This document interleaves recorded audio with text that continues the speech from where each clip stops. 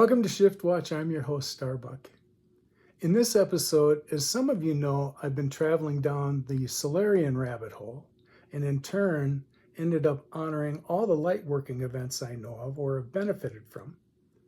I find it fascinating to see how dots get connected. I was looking through my archives a few days ago and found a transmission, the last between Yedyamya and I, at the end of August 2022 that had previously been unpublished. 2 years ago, I was in Mt Shasta with Yeya over the solstice for a ceremony after guides had directed our presence there, which would facilitate my connections to higher aspects. Immediately after that, Yeya headed for Peru for 33 days based on guidance she received while we were in Mt Shasta together.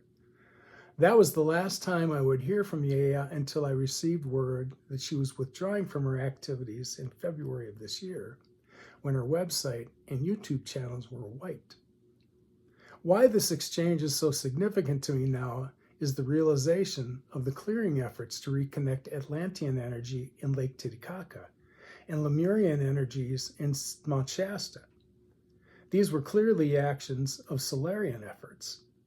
I only have the audio file from that Zoom session, but I've added some imaging to help bring her words to life. Next, space weather effects. The rise in the ionosphere's atmospheric electromagnetic charge conditions as a result of last year's swarm of flares is on the rise. And speaking of swarms, the daily tremor activity along the West Coast is reaching record levels with hundreds per day, day after day.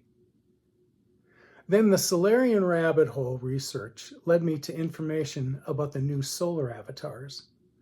The few people I've shared this with, this information is resonating at their core.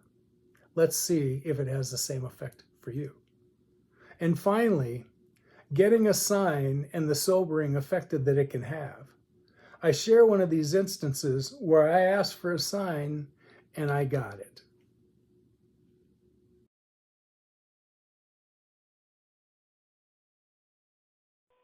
Hi, Lowell. This is Yedyamya, or Starlight Cindy, depending on who you know me from. So I don't know if you got the email that I sent you with the message that I received from Thoth, but I just got another one for you, and this is what it says. And I'm going to ask you just to feel into the energy because maybe I didn't get every word specifically right. Because sometimes I get multiple words for the same, they're trying to get the right meaning. So anyways, just feel into this. He says, tell him, you are being summoned. We await your presence at the portal. The time is now. Delay not, for what you are about to unveil is of the utmost importance for all humanity. It is time. It is time. Trust in yourself. Not Lowell the personality, but Lowell, whose higher aspect, Thoth, is waiting for you. Trust you are ready and release all expectations and perceived limitations. Allow your truth to be revealed.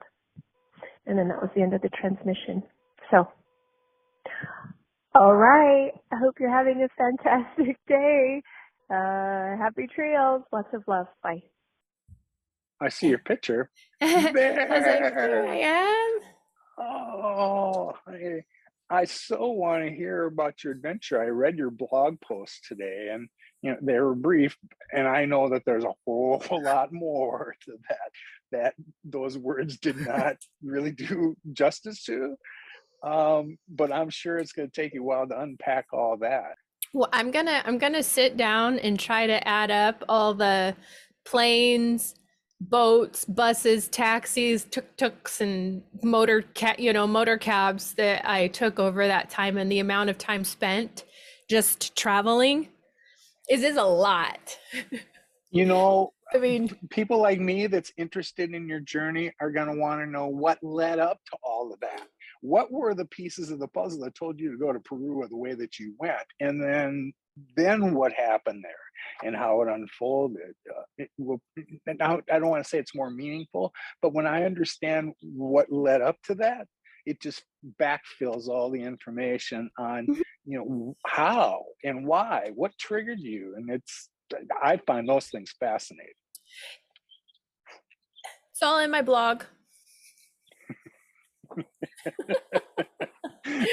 Sure I've been given pieces of it, and you're right. It's like, you know, my challenge was, what do I share? What do I keep to myself so that it's not a 10-minute read, you know, but that it also is giving people, because a lot of people supported me with donations. And I wanted to I wanted people to feel like they were, you know, part of it. Mm-hmm. Because we're doing the work together, you know, even though I'm the one out on the forefront, but you know, it's everybody's combined efforts. So yeah, man, like it was funny because I was listening to I was watching your YouTube thing yesterday, and you were talking about how when we were connecting before Shasta, I was planning to go to Peru, but I wasn't. It was in Shasta, on Peru, as soon as possible. Well, that's new news, because I had the impression all along that was where you were intending to go next. So I don't know if I need to lay a correction out there, or just as time goes on and people connect with you and that comes up, well, you can deal with it then. But that's startling. Oh yeah. Wait, but I was like, because I was like going, wait a minute, because we connected before solstice. Yes. Shortly before that, because your guides kept because in the ass then I met out. you in right, and then I met you in person right before I left. Right. Yes. Yeah. So it was my friend had been in Peru and I had wanted to go, but I was like supposed to go on this other epic journey to like the Bosnian pyramids, and that all fell through. And then I was told I needed to go to Shasta for solstice. And then it was in Shasta that on the solstice, they said, this is the work that you're doing and you have to go to Peru. We want you there for 33 days. And I was like, what? And so yeah, there'll be a book some point, I'm sure. And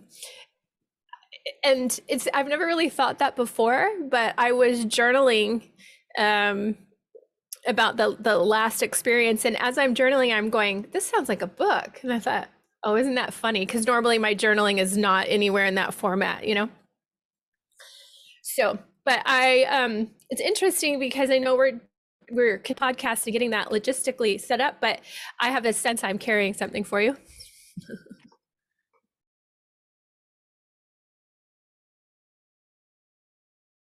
Good morning, folks. You know, one day I may be able to come here and do a show completely without bad news about the future of our planet.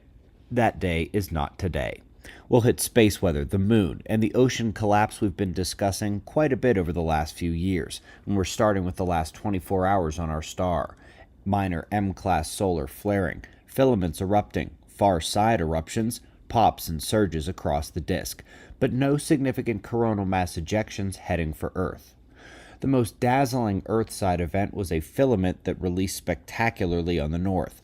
This prominence rose and snapped in a pretty incredible display. The lift, the destabilization, the release northward. Like the other CMEs, it is not heading for Earth. Those other CMEs occurred on the far side where helioseismology suggests big sunspots exist. Now we have those big sunspots facing Earth as well, but they have been pretty inactive due to a lack of magnetic complexity. That may be changing in the big sunspot group this morning, where opposing polarities are beginning to shear near the center. That could lead to larger flares. The good news is that the sunspot has crossed central heliographic longitudes and is beginning to turn towards the limb. Folks, last night's special video described the unprecedented solar storm impact to the ionosphere from last month, and this morning, that top team that confirmed the results of solar storm impact to the global electric circuit aren't waiting for peer review. They report directly to spaceweather.com and Dr. Tony Phillips that our planet got zapped again in that storm. The planet took a 10 to 15% surge in the electric circuit through the atmosphere. As we have described many times, this circuit is critical to various aspects of atmospheric dynamics, and I just gotta love how Dr. Phillips does not care about mainstream politics, straight up says this impacts rain and lightning. We specifically covered that recently in another special video, and as those of you who read this month's issue of Observer Review learned, The planet had wild weather in the wake of the solar superstorm last month, including record-breaking floods. Pacific Northwest, nothing going on there. Northern California, not seeing any quakes showing up. Yesterday's tremor event, 683 epicenters of tremor. Now that's, if we look at the daily chart here, we go back, even the last week shows that yesterday's tremor was one of the more higher counts on any given day. And it looks like that rings true for the majority of the month as well. So things are still gaining some momentum out here, and in terms of the multitudes of tremors being reported, 683, the highest daily one in the past month. Now, if we look at the last week or so, we have seen some migration going on here, mainly from where we've watched the southern end here of the Cascadia stay elevated. We're seeing a little bit more pattern of full coverage of the Cascadia subduction zone. So it does look like that's catching up. As always, I think there's an elevated chance of seeing an earthquake of considerable size when we are looking at elevated tremor count. So we'll see what tonight has in store in terms of the count. But that's, it's going up. It's not going down. It looks like it's starting to fill in more across the entire area of the Cascadia subduction zone. And not a whole lot of adjustment as far as surface activity goes. But you got to remember, when that tremor activity occurs downstream here, we're obviously building up strain and further pressure along the Cascadia subduction zone.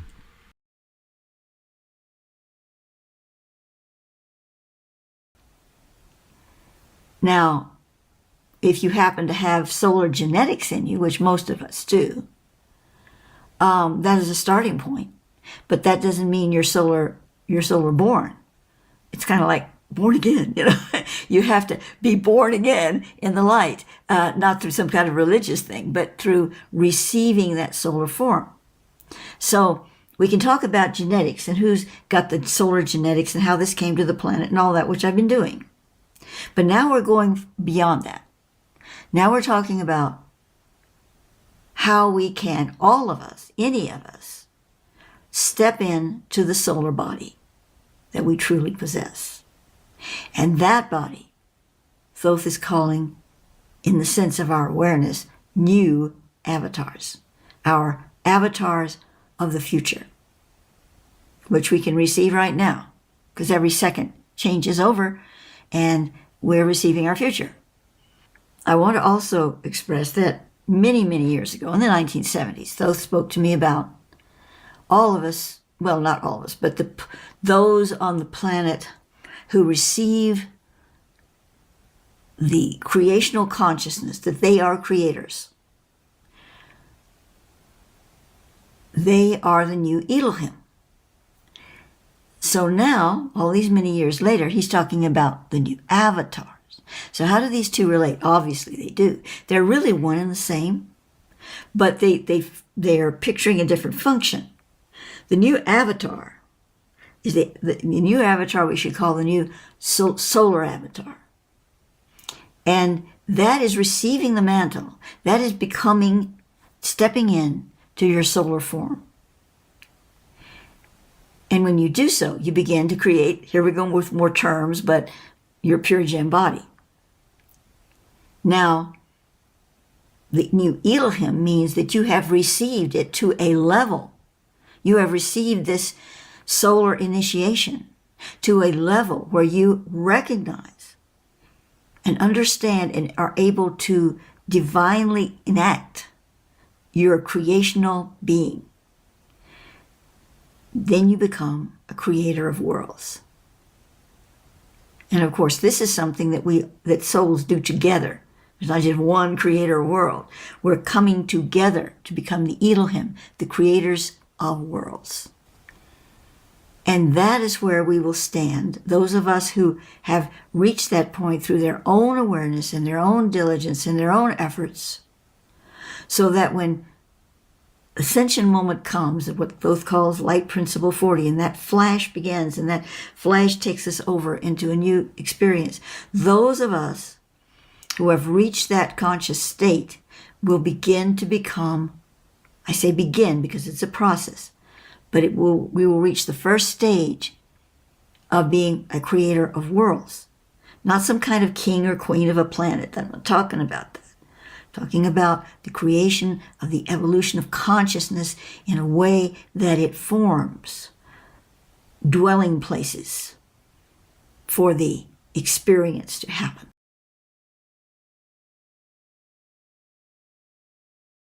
In case you're not aware, we're on the Earthquake 3D program. You guys, I don't get anything for recommending it, but I do recommend that you have something like it.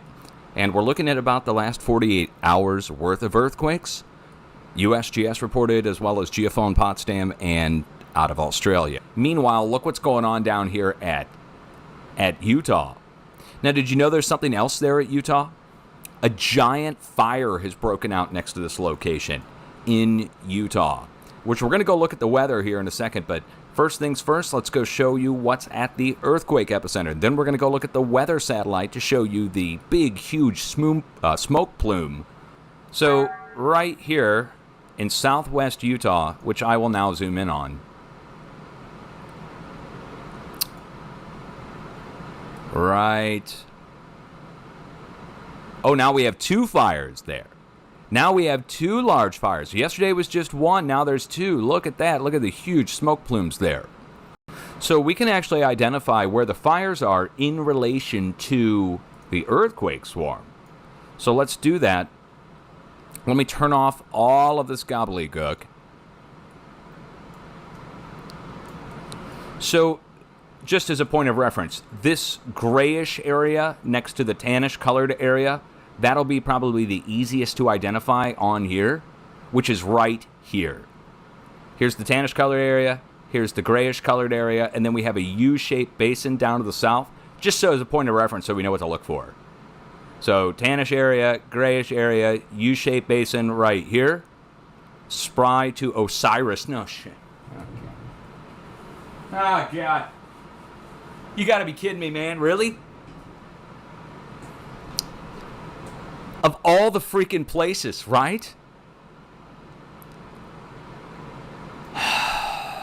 Okay, anyway, all right. So Osiris. Going from there to Osiris. And earthquake swarm is just north by northwest of the mountain range.